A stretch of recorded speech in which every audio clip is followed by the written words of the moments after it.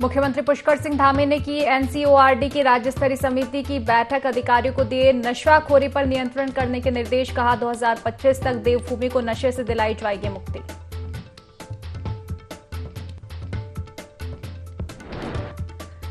चंपावत दौरे पर रहे मुख्यमंत्री पुष्कर सिंह धामी टनकपुर से देहरादून के लिए वॉल्वो बस सेवा को दिखाई हरी झंडी। अटल उत्कृष्ट आदर्श विद्यालय में पुस्तक मेले का भी उद्घाटन।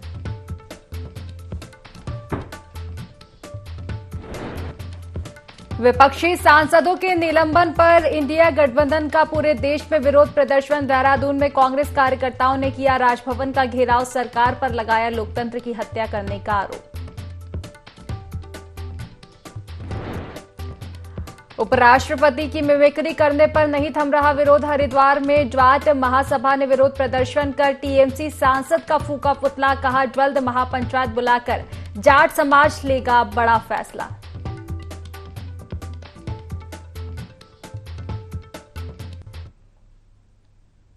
नमस्कार, देवभूमि लाइव देख रहे हैं आप और मैं हूं आपके साथ खुशी व्यास। चलिए रुक करेंगे खास खबर की ओर, जहां पूरे उत्तराखंड में कांग्रेस के विधायकों के निलंबन किए जाने के विरोध में प्रदर्शन किया जा रहा है। वहीं हल्द्वानी में भी कांग्रेस से विधायक सुमित रदेश के नेतृत्व में कांग्रेसी कार्यकर्ताओं ने उप जिला अधिकारी के प्रांगण में प्रदर्शन किया। वहीं हल्द्वानी विधायक ने कहा कि जिस प्रकार से लोकतंत्र में लोगों की आवाज दबाने का काम बीजेपी कर रही है और कांग्रेस के विधायकों को निलंबित किया जा रहा है, यह ठीक नहीं है। संसद में अज्ञात लोग घुसकर नारेबाजी करते हैं, यह किस प्रकार से भारत की सुरक्षा हो रही है। वहीं राष्ट्रपति से कांग्रेस सांसदों के निलंबन को वापस लेने की मांग की गई है।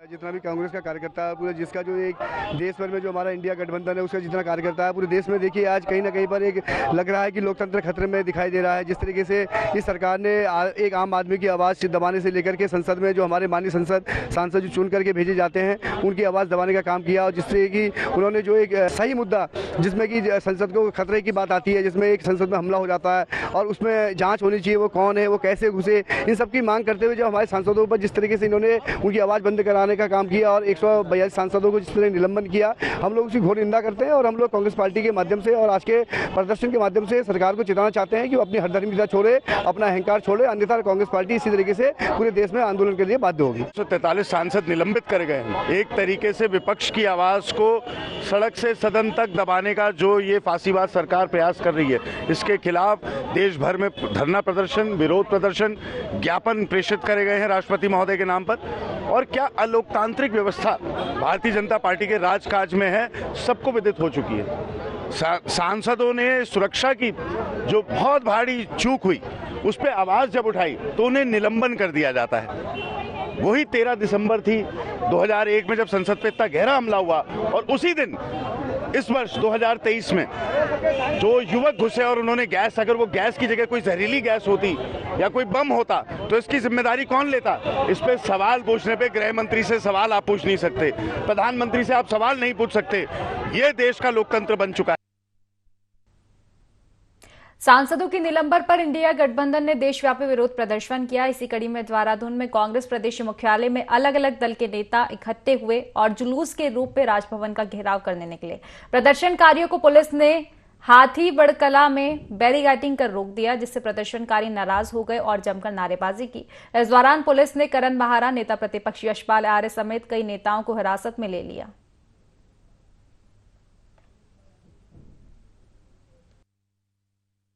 से जिस सांसद के पास से अंदर हमला हुआ उसका तो निलंबन नहीं हो रहा, लेकिन जन सरोकारों को उठाने वाले, जनता के मुद्दों को उठाने वाले सांसदों का निलंबन तुरंत कर दिया जा रहा है, जो अपने आप में साबित करता है कि लोकतंत्र खतरे में है।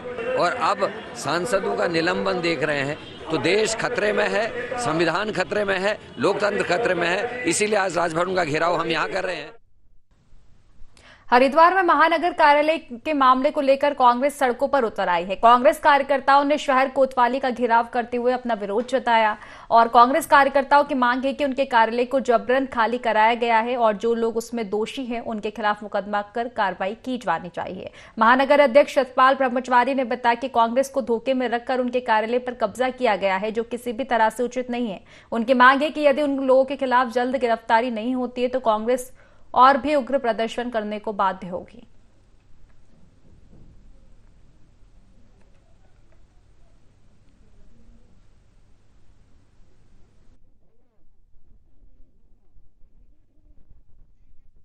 कांग्रेस कार्यालय में अनैतिक रूप से कब्जा करना ये गलत बात है। हम न्यायालय का सम्मान करते हैं। न्यायालय से हमारे पास नोटिस आता या हमें सूचना होती तो हम अपने आप कोशिश करते हुए न्यायालय का आदेश है चाबी दे देते, लेकिन ताला तोड़ना और हमारा सामान इधर उधर खुरद-बुरद करना ये जघन्य अपराध है। 2 दिन का टाइम दिया, गिरफ्तार करें। देश के उपराष्ट्रपति का तृणमूल कांग्रेस सांसद द्वारा अपमान करने पर जाट महासभा पंचपुरी हरिद्वार के कार्यकर्ताओं ने रानीपुर मोड़ पर पुतला दहन करते हुए विरोध प्रदर्शन किया। जाट महासभा पंचपुरी हरिद्वार के अध्यक्ष चौधरी देवपाल सिंह राठी ने कहा कि जिस तरह से देश के संवैधानिक पद पर बैठे उपराष्ट्रपति का अपमान किया गया है वह किसी भी रूप में माफी के लायक नहीं है। इसका जाट महासभा निंदा के साथ विरोध करती है। यह अपमान केवल देश के उपराष्ट्रपति या राज्यसभा के सभापति का नहीं बल्कि उस जाट किसान के परिवार से आए व्यक्ति जिसने अपने खुद के संघर्ष से अपनी प्रतिभा के बल पर यह पद प्राप्त किया है के साथ समस्त जाट बिरादरी का है, जिसे किसी भी रूप में सहन नहीं किया जाएगा। उन्होंने कहा कि यदि सरकार के द्वारा ऐसी अमानवीय व्यवहार करने वाले संसद को कड़ी सजा नहीं दी गई तो जाट समाज देश के जाट बिरादरी की पंचायत बुलाकर इस पर निर्णय लेने के लिए स्वतंत्र होगा।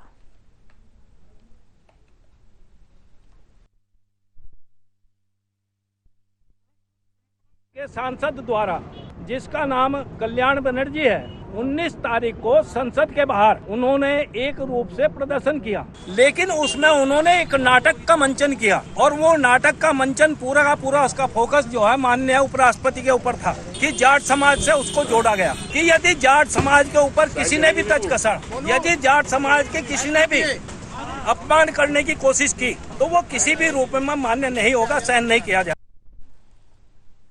उत्तरकाशी को मां गंगा यमुना का मायका कहा जाता है। यात्रा काल में लाखों की संख्या में तीर्थयात्री यहां आते हैं। सीमांत जनपद के चलते यहां उद्योग धंधे भी नहीं है। ऐसे में युवाओं में स्वरोजगार के प्रति जुनून बढ़ रहा है। युवाओं ने प्रधानमंत्री नरेंद्र मोदी से प्रभावित होकर चाय को स्वरोजगार का तौर पर अपनाया है। सुबह से शाम तक कड़ाके की ठंड के बीच स्थानीय युवतियां जनपद मुख्यालय से लेकर विकास भवन बस स्टैंड तक चाय की प्यारी बढ़ाते हुए नजर आती है। युवतियों का कहना है कि इसमें पढ़ाई के साथ ही वह अपने निजी खर्चों को भी निकाल लेती है। स्वरोजगार से उन्हें प्रतिदिन हजारों रुपए की कमाई हो रही है।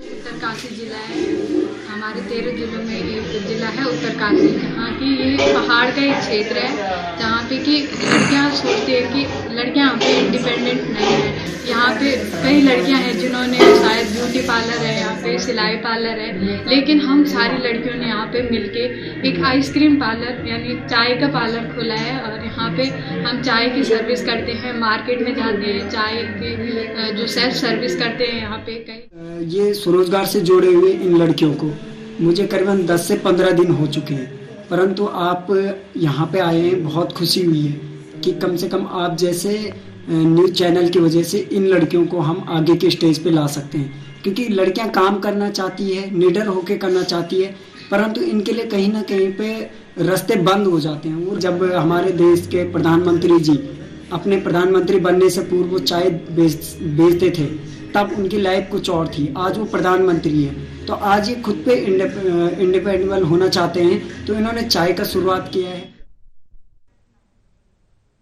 लोहाघाट के हथरंगिया क्षेत्र में पीडब्ल्यूडी का नाले निर्माण और जल संसाधन विभाग का पेट्रोल लाइन बिछवाने का काम अधूरा पड़ा है। इसकी वजह से क्षेत्रवासियों को स्कूली बच्चों को दिक्कतों को सामना करना पड़ रहा है। क्षेत्रवासियों की शिकायत के बाद एसडीएम रिंकू बिष्ट ने कार्यस्थल का निरीक्षण किया। साथ ही दोनों विभागों के अभियंताओं को 1 हफ्ते के भीतर कार्य पूरा करने के निर्देश दिए हैं।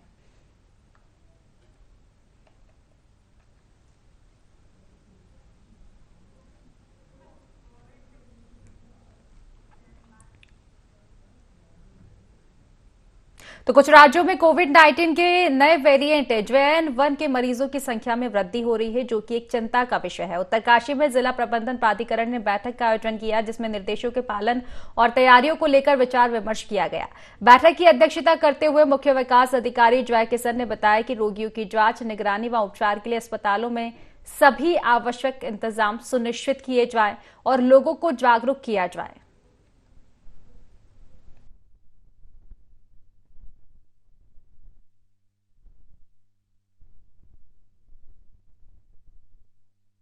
कोविड को लेकर के हमने अपने सारे संसाधनों को दोबारा से अपडेट कर दिया है। हालांकि अभी कोई ऐसी घबराने वाली बात नहीं है उसको, लेकिन एहतियातन जो है हमने अपने ऑक्सीजन प्लांट हमारे पास 2 हैं, दोनों चालू हालत में हैं।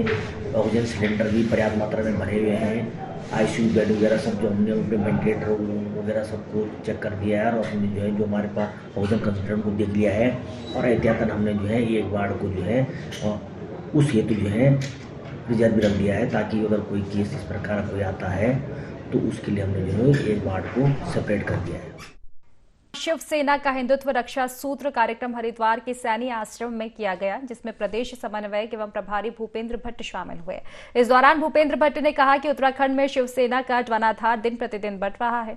शिव सैनिक जनता के कार्य करा रहे हैं जो आगे चलकर शिवसेना का वोट बैंक बनेंगे। जिला प्रमुख लाखन सिंह ने कहा कि शिवसेना के पदाधिकारी घर जाकर सरकार की योजनाओं का गरीब तबके तक लाभ दिलाएंगे।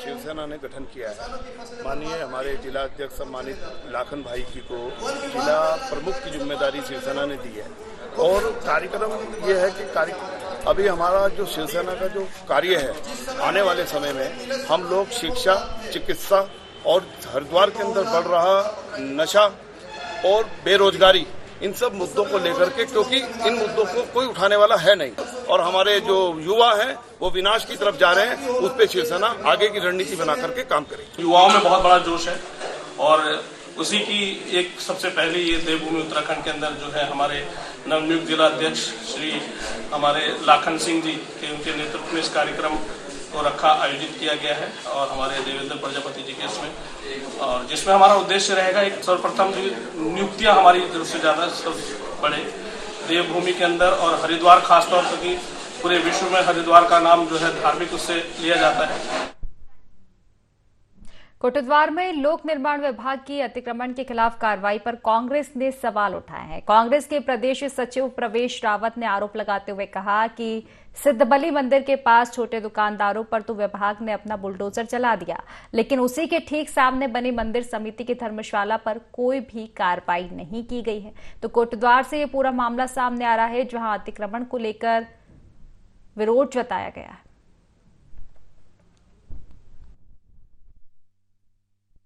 के इशारे पे जो सिद्धबली मंदिर समिति के इशारे पे हमारे सैकड़ों परिवारों को बेरोजगार कर दिया लोक निर्माण विभाग ने, और लोक निर्माण विभाग की बहुत बड़ी साजिश है। लोक निर्माण विभाग ने जो बेरोजगार थे उनकी दुकानें तोड़ी, जो मंदिर समिति की अवैध धर्मशाला बनी है उस पर कोई कार्रवाई नहीं की। तो मैंने आरटीआई के तहत सूचना मांगी है, जैसे सूचना आई अधिकारियों पे भी जो लोक निर्माण विभाग के उनमें भी कार्रवाई के लिए चाहे मान्य न्यायालय की शरण में जाना पड़े हम जाएंगे और उस अवैध धर्मशाला को भी गिरवाएंगे और उन अधिकारी जिन्होंने की उस धर्मशाला में कार्रवाई नहीं की उनमें के ऊपर भी कार्रवाई करवाएंगे।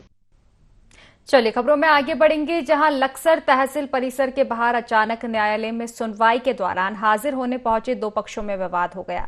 विवाद इतना बड़ा कि जमकर लात घूंसे चले। दरअसल पति पत्नी का मुकदमा कोर्ट में चल रहा था, जिसे लेकर दोनों में विवाद हो गया और मामला मारपीट तक जा पहुंचा।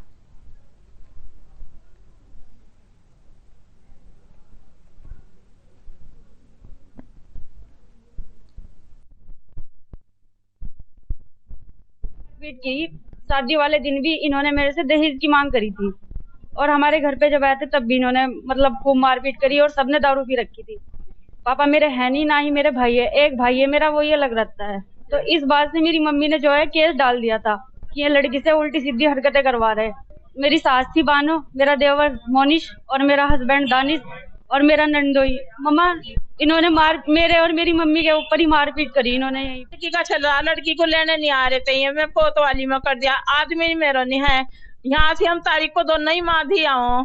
अच्छा ये बहुत आदमी आए थे, फिर इन शुरू में मारपीट करी, फिर लड़के ने दानिश न करी, फिर उसकी माँ ने मेरे बाल पकड़े, फिर उसकी चाची ने मारे, इन्होंने सबने मारपीट करी। मैंने भेजने के चक्कर में मैं भी फिर इधर पीछे ले जाओ, कोर्ट में आको मारपीट करी इन्होंने। हम तारीख पे आए थे, मेरे मम्मी पापा, मेरे चाचा चाची, अब मेरा भाई था छोटा, तो तारीख भी हो गई थी। वकील साहब को भी मिल जुल के हम चले गए थे। तो रास्ते में हमको पकड़ लिया जाते हुए, मेरे को बोला कि तेरे को तो गोली मारेंगे। उसने लड़के बुला रखे 2-3, तू जो हमारा दुश्मन है। लड़की कह रही कि तू भी हमारा दुश्मन ही है। फिर उसने झगड़ा स्टार्ट कर दिया है, फिर हमारे बाद मारपीट हुई हमारे साथ। हमारे लड़के को और कहा तुम्हें मारेंगे जान से। ये मामला था कि उसने लड़की गलत चाल चलन है, लड़की आना नहीं चाहती हमारे यहाँ, और वे जो लड़के वे उन्होंने बुला रखे थे, वे मारना सोच रहे हमें। अब वो भी कह रहे कब आपकी तारीख पाओगे, अब तुझे खत्म करेंगे लड़के को। उस लड़की ने भी हाथ उठाया, वे जो 2 लड़के बुला रखे उन्होंने भी हाथ उठाया। वो गाड़ी पे बैठा था, गाड़ी भी छीनने, कागज निकालने को तैयार था हमारे। उत्तराखंड परिवहन निगम का लोहाघाट डिपो सालों से देवदार के घने पेड़ों के बीच टीन शेड में चल रहा है, जहां बारिश, आंधी, तूफान में पेड़ गिरने से कभी भी बड़ा हादसा हो सकता है। कई बार पेड़ गिरने से कई यात्री बाल बाल भी बच चुके हैं। रोडवेज के लोहाघाट डिपो के एजीएम नरेंद्र गौतम और रोडवेज कर्मचारी ने बताया कि कई बार परिवहन निगम और प्रशासन से रोडवेज के कार्यालय भवन को पक्का बनाने को लेकर मांग की जा चुकी है, पर बरसों बीत जाने के बाद भी कोई संज्ञान मामले में अभी तक नहीं लिया गया है।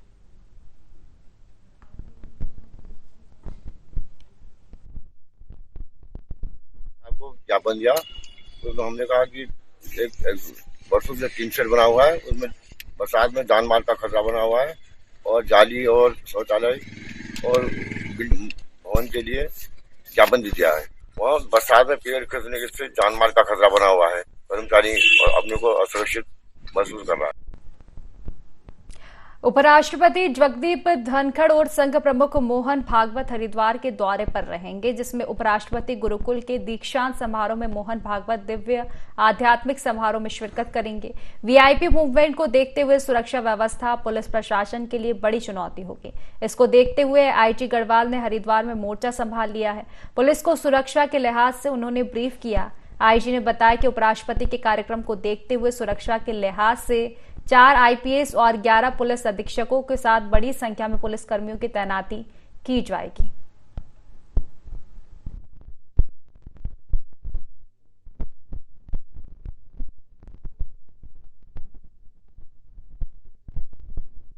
महामहिम उपराष्ट्रपति आ रहे हैं, तो इसके लिए हम लोगों ने सुरक्षा व्यवस्था करने के लिए करीब 4 आईपीएस अधिकारी और 11 एडिशनल एसपी और एसपी, 6 कंपनी पीएसी और बड़ी संख्या में आर्मड पुलिस और सिविल पुलिस के जवानों की नियुक्ति की है, जो रूट में से लेकर या कार्यक्रम स्थल तक रहेंगे।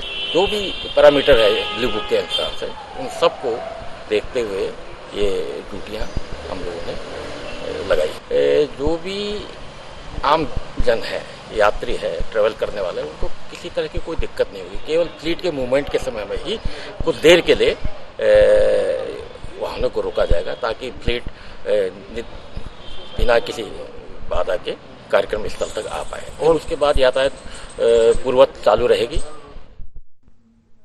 उत्तराखंड में मानव और वन्य जीव संघर्ष बढ़ता ही जा रहा है। बीते रोज एकाएक 3 घटनाएं सामने आई हैं। इससे पहले भी पौड़ी क्षेत्र में कई ऐसी घटनाएं हुई है, जिससे पूरे वन महकमे में हड़कंप मच गया। इसको लेकर मुख्यमंत्री पुष्कर सिंह धामी ने बीते रोज एक हाई लेवल बैठक की, जिसमें उन्होंने वन विभाग के कर्मचारियों को मानव एवं वन्य जीव संघर्ष को रोकने के लिए ठोस प्लान बनाने के लिए दिशा निर्देश दिए। दुखद है, और जिस प्रकार से लगातार इस प्रकार की घटनाएं हुई हैं, और कल 3 घटनाएं लगातार हुई हैं। इससे पहले पौड़ी जनपद में भी कई घटनाएं हुई हैं। 17 घटनाएं ऐसी हो चुकी हैं जो बहुत ही दुखद है, हृदय विदारक हैं, और आप समझ सकते हैं कि जिस प्रकार से जंगली जानवरों ने हमला किया है, गुलदार ने हमला किया है, उस पर मैंने एक हाई लेवल की मीटिंग करी है, और हमने कहा है कि किसी भी कीमत पर ये वन्य जीव मानव जो संघर्ष है उसमें रोका जाना चाहिए, और जिस प्रकार से भी लोगों का बचाव हो सकता है, उसको बचाव को करने के लिए सभी प्रकार की तकनीकियाँ प्रयोग में लाई जाएं।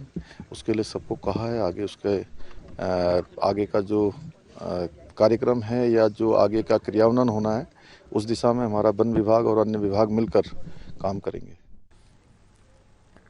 चलिए खबरों में आगे बढ़ेंगे, जहां मुख्यमंत्री पुष्कर सिंह धामी 1 दिवसीय भ्रमण कार्यक्रम के तहत अपने विधानसभा क्षेत्र चंपावत के सीमांत टनकपुर पहुंचे, जहां मुख्यमंत्री ने टनकपुर से देहरादून के लिए शुरू की गई रोडवेज बस सेवा की नई बस को हरी झंडी दिखाकर रवाना किया। इसके बाद मुख्यमंत्री अटल उत्कृष्ट आदर्श राजकीय बालिका इंटर कॉलेज पहुंचे और द्वितीय पुस्तक मेले का विधि विधान से शुभारंभ उन्होंने किया।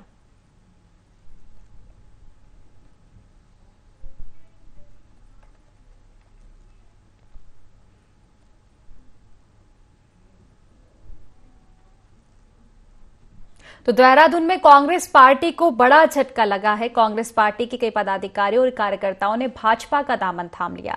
आपको बता दें कि पौड़ी के ब्लॉक प्रमुख महेंद्र राणा के साथ कई जिला पंचायत सदस्य, क्षेत्र पंचायत सदस्यों के साथ बड़ी संख्या में कार्यकर्ताओं ने भाजपा का दामन थाम लिया। भाजपा प्रदेश कार्यालय में सभी कार्यकर्ताओं को भाजपा प्रदेश अध्यक्ष महेंद्र भट्ट ने भाजपा की सदस्यता दिलाई। इस मौके पर उन्होंने कार्यकर्ताओं को संबोधित करते हुए कहा कि भाजपा ने दूसरे दलों के बूथ स्तर के कार्यकर्ताओं की पार्टी में शामिल कराने के अभियान की शुरुआत कर दी है।